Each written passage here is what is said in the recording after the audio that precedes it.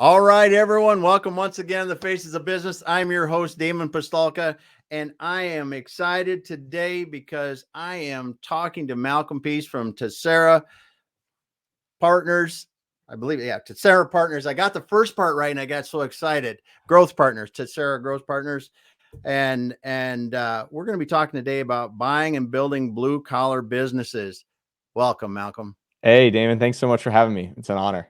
Yeah, it's going to be fun because, these are my kind of businesses to talk about, man. These are the people that are out there making things happen every day, keeping us being able to do what we want to do, driving on the streets, turning on the lights and the lights actually Love turn it. on, whatever. It's all good stuff. So I we, was, it was so funny. I was in Cleveland a couple months back, and I went to work out at Cleveland State's workout facility early in the morning. And before anybody else was there was guys working and building lockers and doing stuff all in there, all with their power tools. And I was like, I took a little snapshot. Like this is it. This is lovely. I mean, I get excited about it, seeing it. So this is great.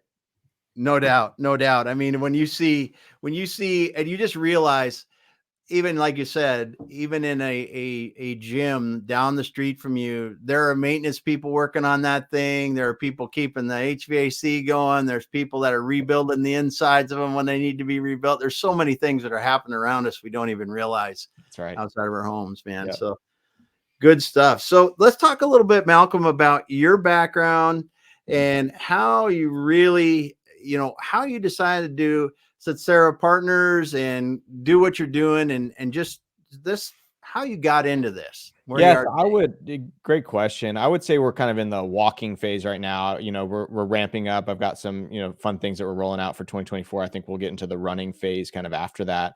But candidly, it was an evolutionary process of where do I fit into the ecosystem of small business and kind of scaling businesses and that nature. So I started doing private equity stuff coming out of my MBA program. Many years back, and started doing cybersecurity and defense contracting type companies. And I'll never forget sitting in Las Vegas during a convention and realize I am a total fish out of water. What am I doing here? This doesn't make any sense. And this is like early, Web 3.0, Yeah, cryptocurrency, all this kind of stuff was on the rise. And I'm like, I have no idea what these guys are talking about. Nor did I really have a genuine interest. I mean, I liked the deal structure. I liked putting deals together. I liked evaluating business fundamentals. I liked all that, but like the pure essence of kind of, all that was going on in that convention, I was like, yeah, I'm totally out of this. And so all that to be said, I pivoted from there. I started doing hospitality and food and beverage type deals with a group here in Austin. And one of the theses that we had is we were buying kind of existing bed and breakfasts and adding additional facilities to them. And they were all B2C type businesses. So mm-hmm. hospitality, wedding venue, corporate events, all this kind of stuff is what we were running and selling and developing. And when you do that, by way of just a small firm, you start interacting with a lot of blue collar guys, the septic installer, designer, the landscape designer and installer, even the roll off dumpster and porta potty guy. And Yep. so there was one afternoon in particular, I had been brought onto that team to kind of help us do some sourcing process and systems and scale. And I started interacting with this porta potty and roll off dumpster guy. We needed to be able to, based on fire code and all this kind of stuff, have the right, space to be able to have all the trucks come through. And I was interacting with him and kind of planning this all out. And I just got the gumption as we were, previously looking at businesses to buy that were in food and beverage, hospitality type businesses. I said to him, hey, I know this is totally unrelated, but would you ever sell your business? Like, is this something that you'd consider doing? I love just the story. And after hearing his story a little bit, I just loved hearing what he was doing. And he said, it's so funny because in a few months, we're going to transition the business actually to my business partner who reminded me a ton of you as we've had these conversations over the last few months. And he's, a young guy, came out of his MBA program. We're taking it over. He's got these bright ideas and he's going to go kind of put the energy behind it. And Yeah. it really opened up like this idea to me that we could go do this in, in this kind of space and add significant value. I love sitting back on a tractor and hauling a bunch of things around, cutting down trees and all this kind of Yeah. stuff outside. But I also like professionalizing businesses. And so when mixing those two, I think that, I've got this unique gifting where I can take kind of the professionalization of business and distill it down to just about anybody in these types of businesses to understand. And I think that's really key. That can cause me to be an operator a little longer than I maybe should be at times. But it definitely is I think a little secret sauce that I'm capable of doing, and I'm grateful for those skill sets. Yeah, very cool. Very cool. Yeah, you don't really think about those businesses like a porta potty business. You don't think about that as you can have a significant porta potty business that's making really good money. Yep. You just don't think about it. You go, oh man, you see them servicing porta potties or porta potties sitting everywhere. You don't realize the explosion of the use of porta potties. Yep. Now that they're ingrained in every place now, the changes in OSHA make them almost, you got to have them everywhere. Yep. And they all need service. It's not like it's a choice. They need service. They get serviced regular, just like a car or anything else, and they have to be serviced often. And these are very good businesses and very good, especially if you can take them and what you're doing and professionalize them, bring different systems in and make it a little bit easier to run. That's right. I think that one of the unique things is there is a need in the market for a lot of these services, a lot of these widgets and these products for extended periods of time. People need this stuff. What is lost in the process is there is usually someone that is, an industry expert or capable person in that space, and they know how to build a business with a couple, people alongside them, kind of helpers or whatever you want to call it, but they don't know how to build a business at scale. And so what we have done is we've distilled down our thesis, and what we practically do now over the last couple of years is we buy these businesses that are 3 to 12 million type businesses in revenue. And it's specific because those are the space where they've kind of gotten to a point where they've proven out their market value. They usually have some reputational components to them that is highly, sought after in the community or wherever they're facilitating with their customers, and we can take it now and bring scale to it because there usually is enough market to be able to go do that. And so all that to be said, I think the skill set, taking a business from 0 to 7 figures or low 7 figures, is in a totally different skill set than what we do. And I have immense respect for those that are capable of starting from 0. Yep. I certainly started the firm from 0, but I made a huge leapfrog kind of thing when we buy these businesses versus generating 0 to $1 million in revenue is a lot harder, but it is a different skill set. So we usually take over the business in that process to help implement that kind of game plan. Yeah, that's really cool. And you identified a key point there, is that these people these founders are out there and they're building that business up to that 1 million, 3 million, 5 million, 10 million. And you can see them go, like you said, you guys are working in the $3 to $12 million business. You can go a long ways as a founder before you run out of that. Well, what do I do next to go to the next level? Yeah. And I honestly saw one in the oil fields back in the 2010, 15 or 13, over $50 million. Yeah. But they were booming so much that it was really, it was special to see.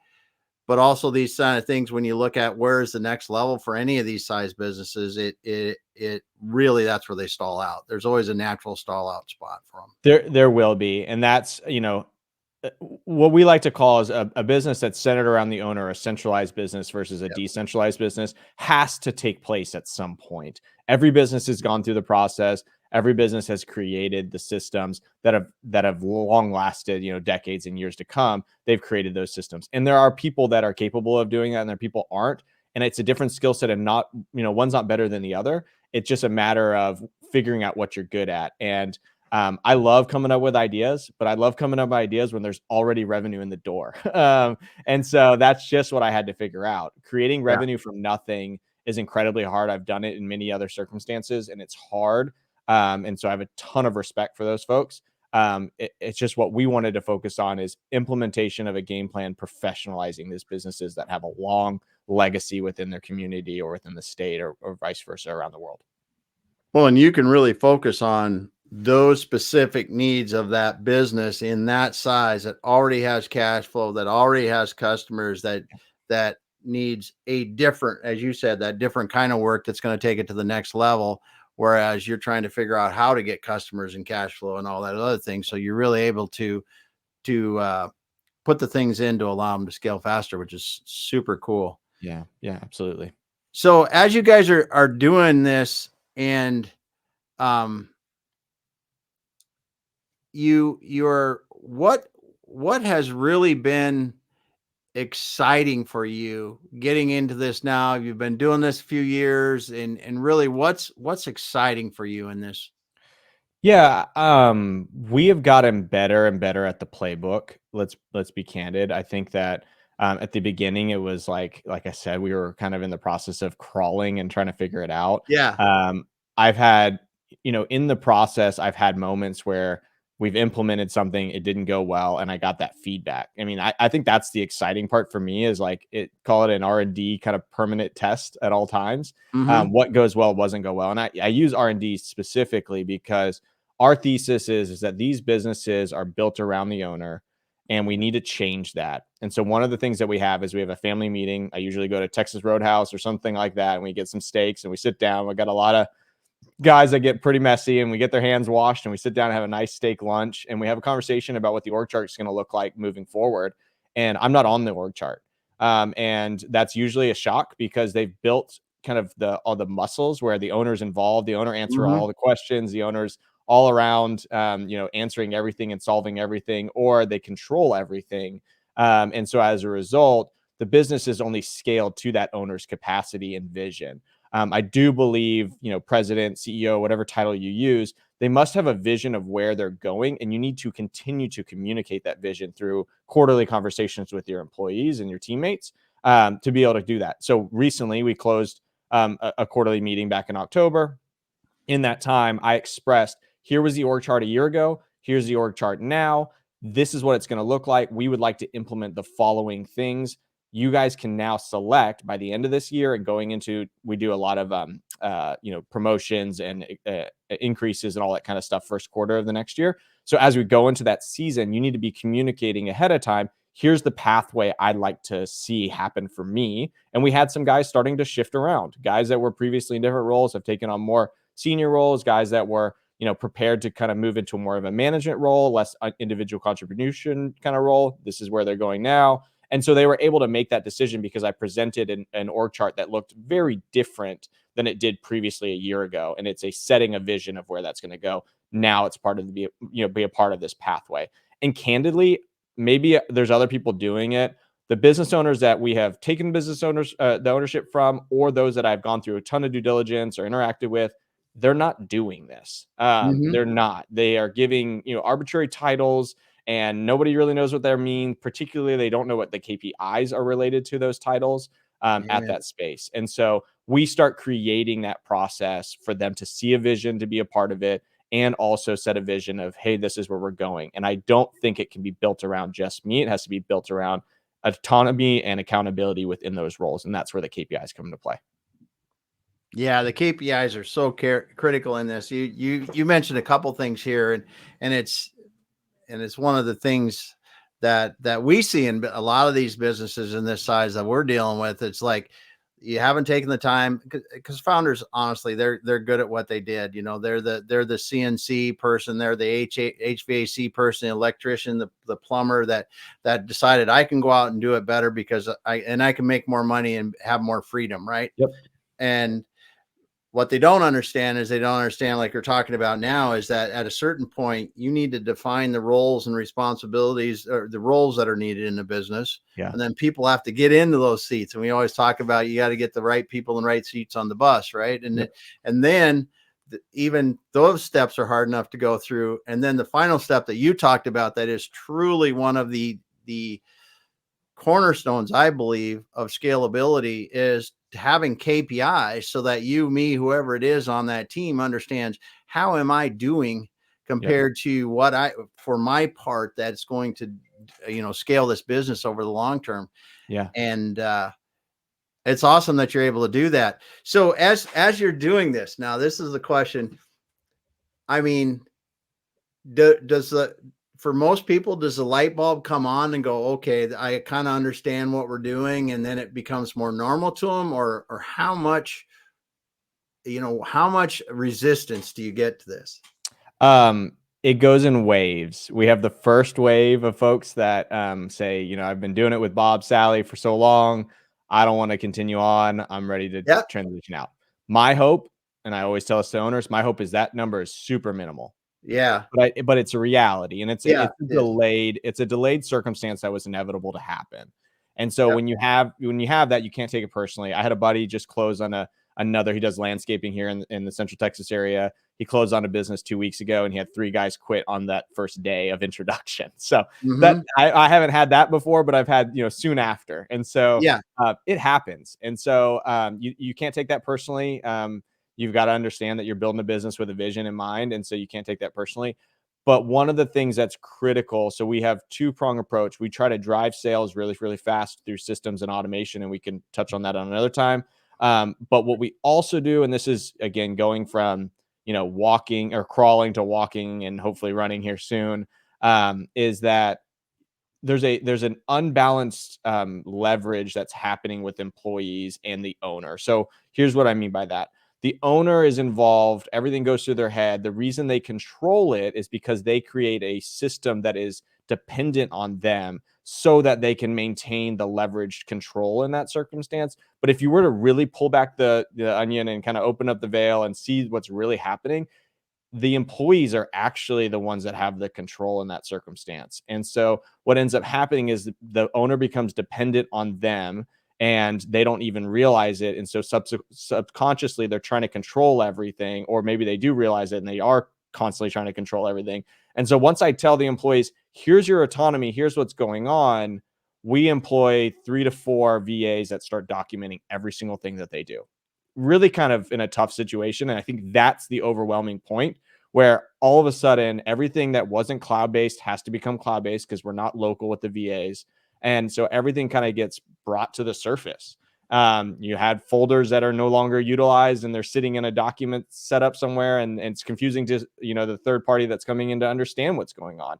We've got no this is something that is recent. We had literally no technical information on certain things that we manufacture. A customer asked for it, wanted to get clarity on something. Come to find out, we don't even have it. And so that had to be generated, and we had to get tools to measure certain things and all that kind of stuff. And so, anyways, what ends up happening is that leverage point changes, where an Hmm. employee starts saying, "Oh my gosh, I'm replaceable." And that can cause two things to happen. It causes one person to say, "I'm ready to step out. I don't want to be in this circumstance." Or it causes the other person to see buy-in and say, "Okay, Malcolm has a bigger vision, and it's important in the role that I'm in, and also those that we bring in to help in the operations process, to be able to identify what's going on in the room in that dynamic, because Yeah. that's the critical point of stabilization after post-transaction, is being able to understand who's the person that's really bought into the vision, or really they're just bought into like their personal vision, and hopefully this stays alongside with that.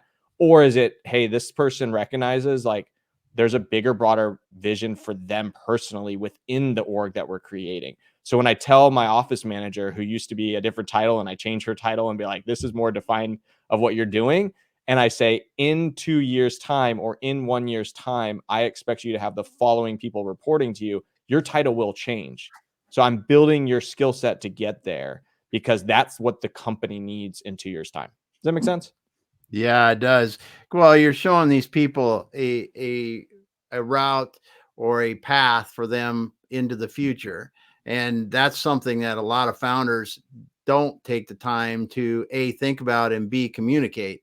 And quite honestly, in those situations, sometimes the people that you are have in your business are not the people you want, because the founder probably naturally wants them to go that way, Yeah.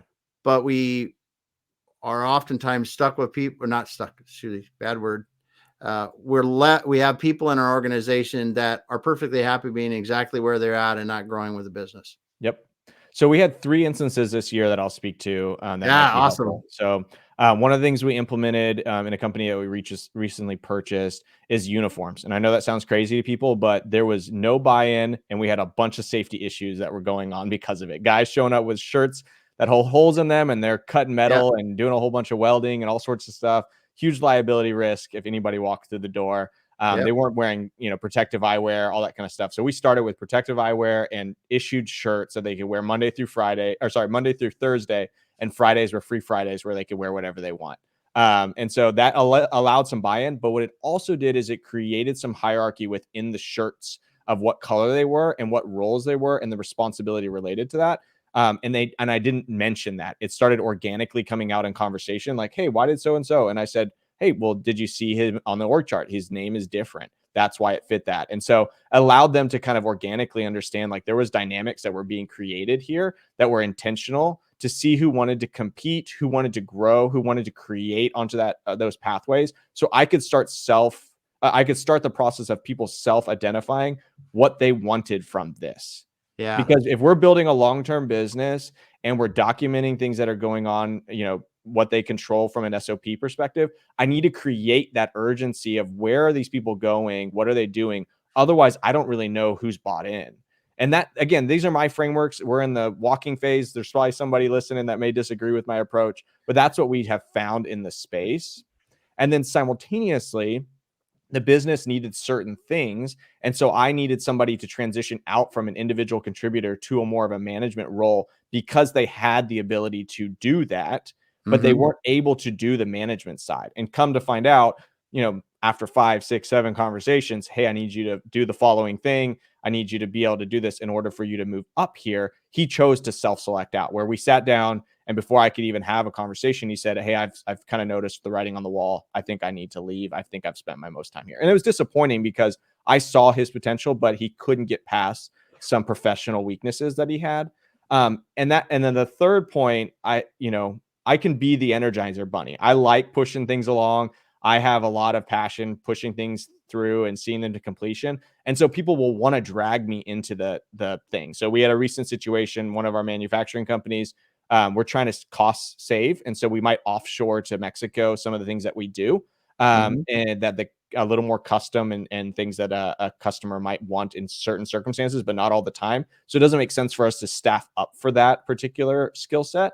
And so we've looked at Monterrey, Mexico to bring something over. And basically the team was like, all right, so you're going to go fly there and talk to these vendors. And I said, no, the following people will be going and doing that. I will not be going. And that was a bit of a like, wait, what? And so they were so used to the owner just being involved. When the owner has passion about something, they see that the owner should just see it through. And I'm like, no, this is this person's responsibility up until this point. I've helped get it to this point. Now it's ready for him to take it. And so that's where I see my kind of day-to-day as we kind of build these businesses is more like special project related kind of stuff. Well, and you made a really good, a couple good points. I wrote some things down in here too. And what you guys are in what you're putting in, when you talk about the documentation of processes and making SOPs and things like this, you're really allowing the business to be scalable, because the next people up that have to do that, the only way for the people there to move up in the company and do more is to be able to backfill behind them, so those people can begin to take on more of the role that maybe the owner was doing. Like you said, in that instance, the owner was going to go to Mexico, but now you might have a person that's their job. They are the whatever outsourced person, and they're going to go do that, but they've never had to do it before. So you're getting them ready to go and do that and backfilling behind them. But from that person that's out there doing that now, yes, there's a little bit of apprehension maybe, but also you're giving them this other level that wasn't available to them before, which I think is really exciting for those people that are there after you come in. Yeah, I completely agree. I genuinely, and there's always variance on a bell curve of this situation, I genuinely believe high, capacity people are wanting to find opportunities to learn. They want opportunities to develop. And so you got to create that. And it may be uncomfortable to create that, but you've got to find a way to create that. And most owners at this size don't do that. And people tend to leave, or they stick around and they're just kind of doing it because the lifestyle works for their families. But eventually you have to create that if you're trying to, have the ambitions that we have with these companies. Yeah. Yeah. So when you're buying these businesses, do you guys have specific goals? Are you trying to move them how much or anything like that? What are you guys trying to do with these businesses? Yeah, we like to double revenue in 2 years.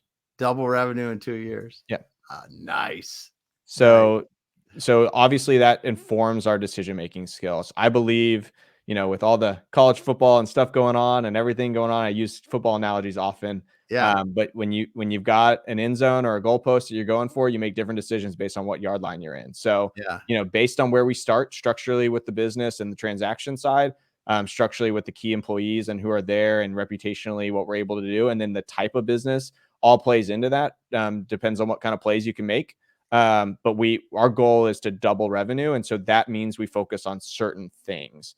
Yeah. And I can't tell you the countless conversations with businesses we bought, I've engaged with, or we've gone to due diligence with, or whatever the case may be. I ask them simple question. I always say, if you had a crystal ball and you had 5, 10 more years to run this business, what would you focus on? And I think 9 times out of 10, maybe that's a slight exaggeration, but not much. They say sales. Yeah. And because they know it's a heart of the business. And I think they're either too caught up in other things and they can't focus on it, or they don't have a pathway of what sales would look like for this business without a ton of energy and resources needing to be put into it, whether that be new products, diversifying products, or stabilizing revenue. One of the businesses we own right now, we just needed to stabilize the revenue. And so we've had to work through challenges with that and figure out creative ways to do that. And there's people in our industry that were doing it by implementing some software management to the machines that they develop. And we're about to roll that out for 2024. So I'm excited about that. But yeah, there's a need and there's a reason we focus on sales and SOPs is basically those two things are crucial for us to be able to get past this. Yeah. Yeah. I mean, because you're trying to grow value. And this is one of the things that we when we're coaching and working with our owner founder clients, building the value of their business. We're like, listen, you need to get your business set up so the next person can see themselves growing the value. Yep.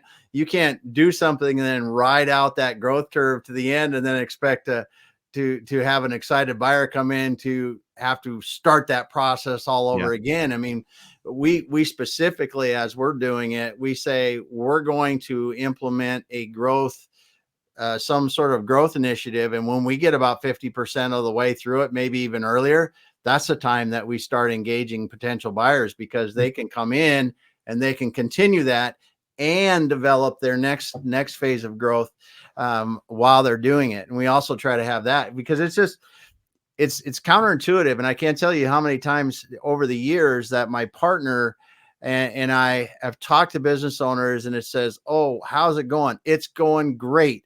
And you go, "Well, you sure that you don't want to get out?" "No, it's going too well. I don't want to." And that same person will call back when the housing crisis hits, or you just pick anything, and COVID hits, whatever. It's like, "Oh, I want to sell now. I'm losing money." It's like, well, what do you think you're going to get for that? Yeah. I was having a conversation with somebody the other day. They were asking about kind of multiples we expect to pay for the businesses in our industry. We buy exclusively blue collar industrial type businesses in Texas that are B2B focused. Yep. And so all that to be said, we often see kind of 2.5 to 4.5 kind of in the range that we're in on an earnings multiple. Obviously we use other indicators and multiples to get the deal done.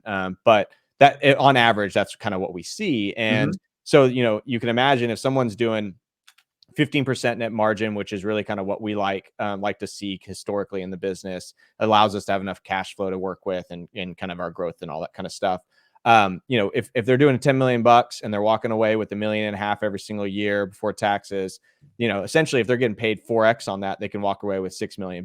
And then an owner often says, "Well, why don't I just do this for 4 more years?" And I often say, that's fine. We can play a longer game than you can. I hope life doesn't happen, because life tends to happen when unexpected things, what have you. And so you want to call me in 4 years? That's totally fine. You'll still end up with a 6x multiple if the business is consistent till that point. Yeah. And, historically, businesses don't stay perfectly flat.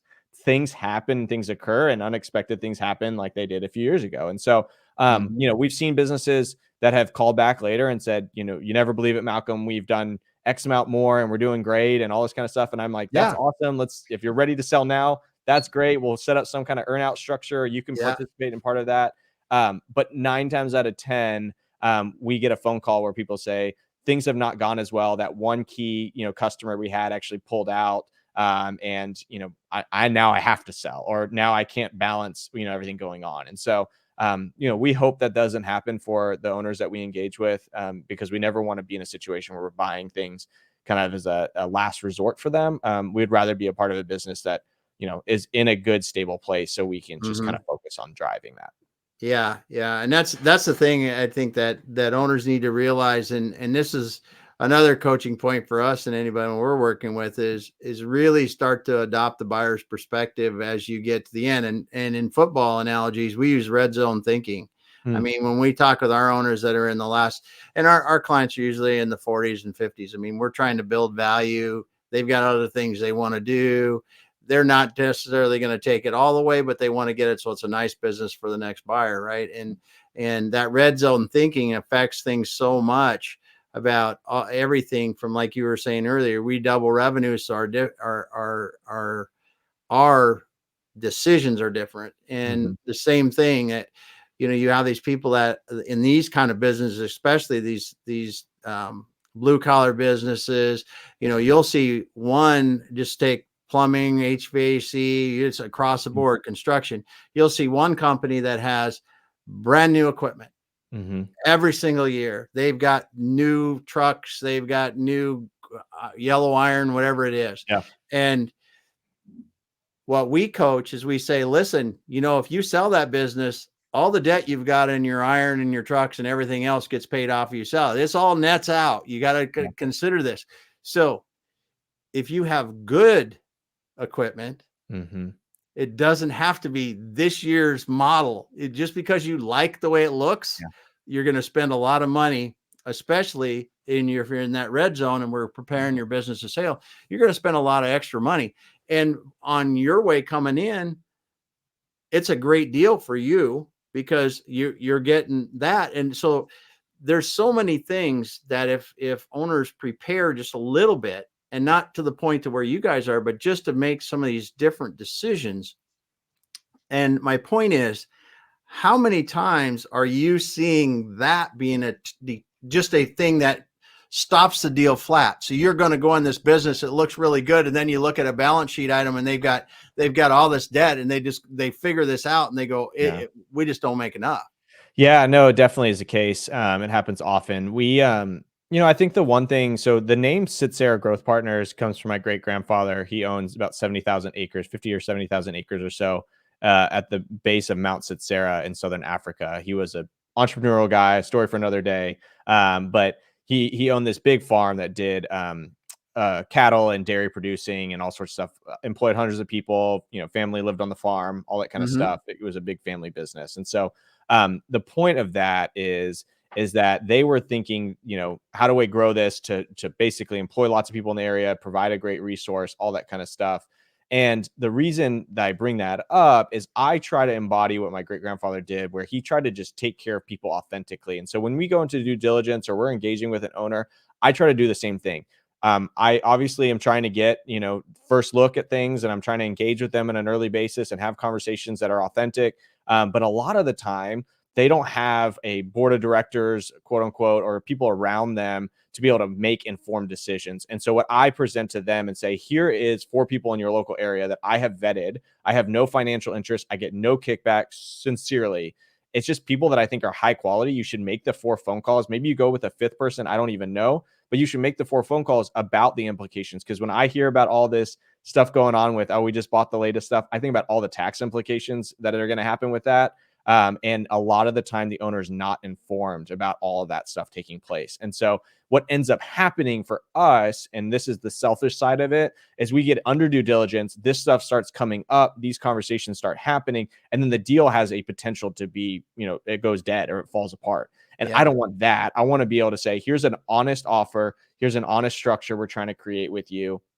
Let's get it done, and let's not engage in too many conversations about, why this shouldn't work, or issues that we didn't see, or that, whatever, because there's going to be enough of those authentically that just happen because we're learning through this process together.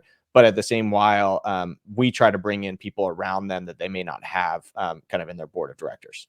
Yeah, that's a good point. And the other thing that I've seen happen in that situation is someone like yourself coming in, making reasonable offers, and then the sellers, the owners that are these founders, they really don't have that. They don't have a trusted advisor, so they're talking to their friend Steve, who Steve heard from somebody else somewhere else, or read a Wall Street Journal article that Steve has no idea that a public company is valued at about double what a private company is. And it comes back to John, who's the founder, and says, you're just getting hosed. You're getting half the money you're supposed to. So it's a shame these business owners are there's not more information for them to make really good informed decisions. And but I'm glad you're doing it, because it's so sorely needed for them, because that's their biggest fear, right? This is they've spent their life creating this thing. They want to maximize their way out. And there is a real blend between what you're looking for as someone coming into the business and them coming out in those honest conversations. It's like someone told me a couple of days ago, I was talking to this lady that does lots of M&A stuff and lawyer and all that stuff. She says that every M&A transaction is I think she said, no one's really happy, but they're both satisfied. Mm-hmm. Yeah. I learned, I learned in my MBA program years ago, in a negotiations class, there's this concept of a Nash Equilibrium. Essentially, two people starting from two different points, and they basically have to work through conversation to find kind of that point that makes sense for everybody. Sometimes you walk away and you're like, I feel like I left something on the table. Sometimes you walk away and you're like, I feel like I don't know all the answers of the things I needed to know, and you find those out after the fact. And there's obviously, those that have not been through a transaction, there are ways to solve for that after the fact through reps and warranties and other structures. But our goal is like, we want to be, taking care of this business. It's thriving. And in 5 years' time, you're walking through the door excited and you're greeted with a warm welcome. I really mean it sincerely. Yeah. That building a business and what we're building from and what you were able to get it to is way harder than what I think we're doing. And so as a result, I want you to be honored in that way, not bashed. And so that's super important in the culture that we're creating. That is so cool, man, because it really is. When you see a good transaction done and the next owners take it over, it's so rewarding if they just see it continue on and continue to build that legacy. But JP has a good comment here. The seller's tax liability, that's something that is really, really important, because it's substantial. And especially even in when you get when you get into the larger size of business that you guys are working with, say someone's going to buy a business for 10, $12 million transaction costs. I mean, the right work 5+ years ahead can save you hundreds of thousands of dollars in taxes. And that's just a whole nother topic, JP. I'm glad you brought it up. But it is significant, and it's something that, education again will help these people make these current owners make more informed decisions as they're in that red zone, right? That red zone, that 5 years ahead of the sale. What am I doing to make sure that I'm really going to come out of this with the best results? So Malcolm, going into 2024, though, you guys have been in this now 5 years. You're going in this. You're walking now, as you said. Yeah. What are some of the things that you really are getting excited about for 2024? Yeah.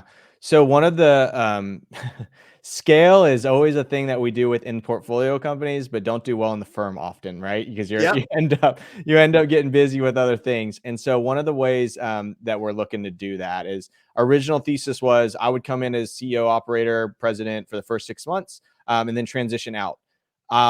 Candidly, that was a bet on me, a bet on my kind of what I consider kind of EQ and ability to interact with a lot of folks in different ways and distill down information to kind of get them all on the same page. I have found that there are other people that are very capable of doing that as well. You have to vet them well. You have to make sure that they have, not just the hard skills, but kind of the EQ side of it and being able to interact with folks that have been used to a different system for a long time. I was telling somebody, my kiddo had a little holiday party at school today, and I was explaining a little bit what we do and how we focus on. And he immediately had the idea of like Office Space, the consultants come in and they're going to change everything. Yeah.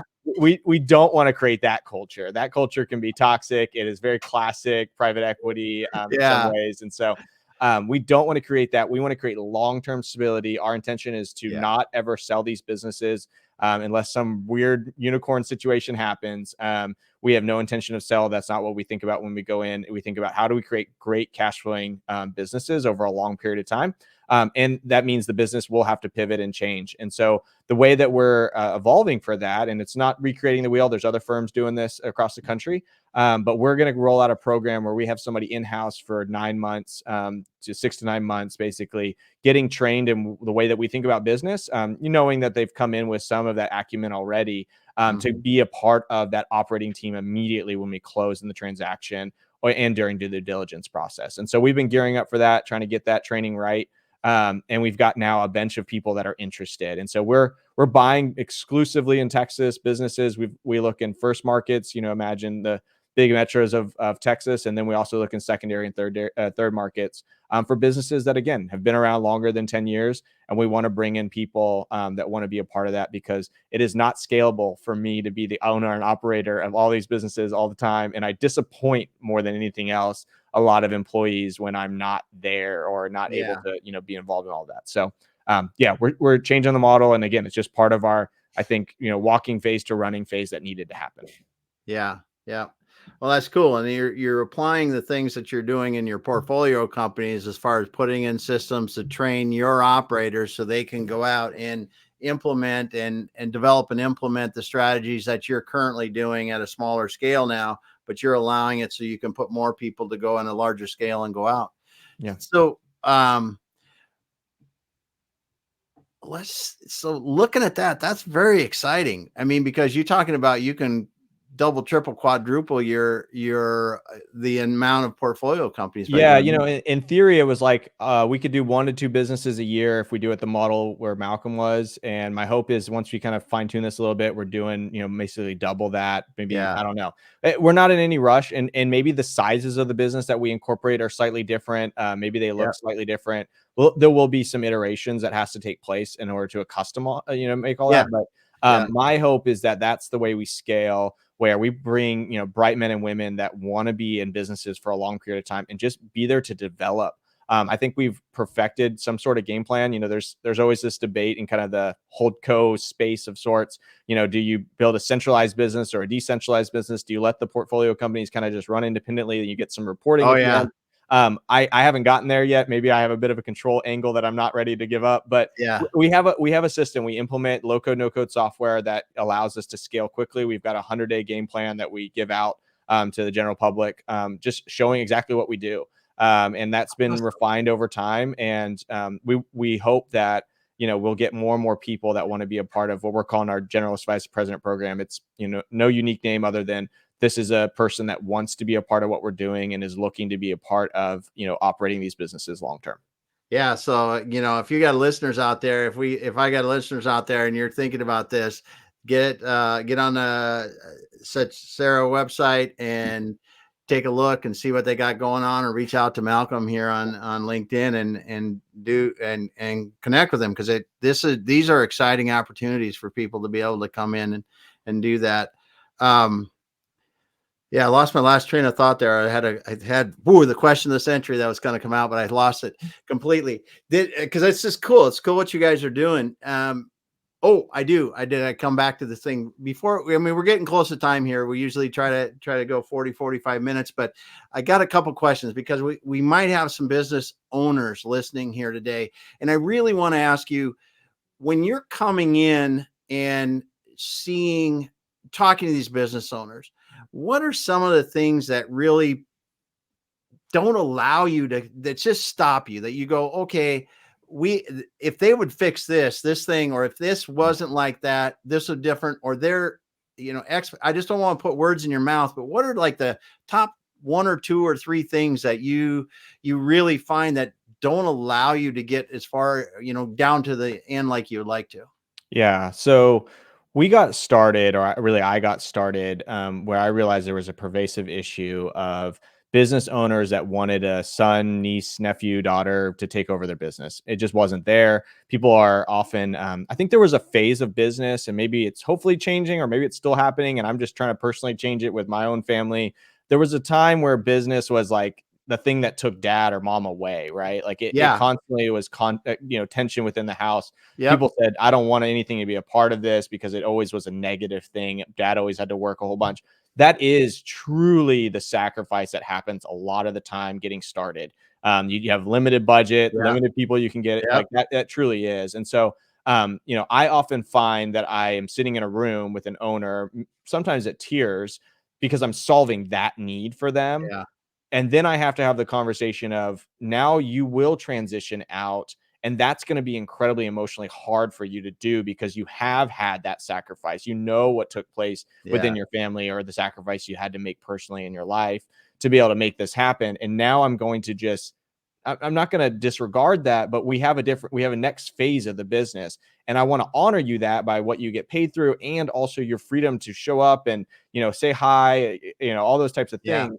But, there is that transition. And so we have to have conversations of like, what does the business dependency look like on you? And what can it actually do irrespective of you? That process is a tough conversation. And we try to have those Mhm. early on. And it Yeah. does bring a little bit of, hairs on the back of my neck stand up when I hear an owner say, here's all the things that I solve to keep this engine running. I often have to think, okay, is there somebody else on the team that should be solving it? Do we have to hire for that immediately? What's the downside risk in this transition? Mhm. Because there's enough statistics that show that either families take over the business from each other and the business doesn't transition well, or other private equity firms flip the companies really fast because they leveraged to a teeth and they had to do that just to make Yeah. the transaction work. And Yeah. so we tell a business owner, like, hey, look, we may not be the highest price, but I assure you, we are going to honor what you've done here. And that's our intention. And so we fit for a seller too, right? We're a buyer that has to fit for the seller. Mhm. Where they want to, keep their employees intact, and they Yeah. want to be in a situation where, the business can maintain and continue thriving moving forward with a different kind of MO, but overarchingly protecting the brand and everything that's around it. So Yeah. anyway. Yeah, no, that's a great explanation there. And one of the things that you guys are doing that I really enjoy too is you're buying for the long hold, and that is really cool. And it takes a different kind of work like you guys are doing, and your operational focus and doubling that revenue and really getting it to where you want to be and doing those things. But it's cool what you guys are doing. So I would say, just for the audience sake, that was intentional. Making those decisions were intentional for us, or what decisions we make going forward. And that when I made that analogy earlier about, football field and things like that, like that's something that I preach way too much. Probably my team probably gets sick of it. There's a few things there. But yeah, you make different decisions based on the outcome or the oh area yeah, you're shooting for. And so when we say 100%. we're going to buy this and hold this for a long period of time, you make different decisions. You don't certain risks, you don't take certain risks, Yep. all that stuff. And so, yeah, it's intentional. Yeah, that's super cool. And I tell you, business owners that are concerned about their legacy really need to think about that in the next owners of their business. Yep. I mean, that is a huge thing. And if that's a big deal to you, then it's definitely a consideration. But Yeah. man, I tell you what, Malcolm, it's been awesome talking to you, and we'll have to have you back too because there's so many things. I've got so many notes about that we could talk about later because you guys are actively scaling these businesses. You're doing those kind of things. I think it'd be incredible for us to do that later. But thank you so much today, stopping by and talking about buying and building these blue collar businesses and what you guys are doing there in Texas, and just sharing your story. Yeah, I appreciate you having me. If anybody ever wants to reach out, I'm on LinkedIn, Twitter, and what have you, but you can find out more information on tsetserra.com, spelled TSETSERRA, and happy to chat with anybody about either, selling their business or looking to be a part of our generous vice president program, be a part of operating side of things as well. Awesome. Awesome. Well, thanks a lot for being here today. Thanks everyone for being here. We had JP. I had someone that made a nice comment at the beginning. We don't see it through the profile here. And then Curtis Tompkins is on here today, a friend of mine. Thanks so much for being here today. And all you listeners here, if you're a business owner that's thinking about selling your business, if you're someone that's interested in being an operator in businesses, go back and listen to what Malcolm was saying here. maybe Tsetserra Partners is for you. Maybe you need to be in Texas if you're not already running some of their cool blue collar businesses and scaling them like they are. But we appreciate you. I want to make sure that you are getting the information you need. So reach out to Malcolm or stop by and we'll get you some more information. Thanks, everyone. Thanks, Malcolm, for being here today. Thanks again.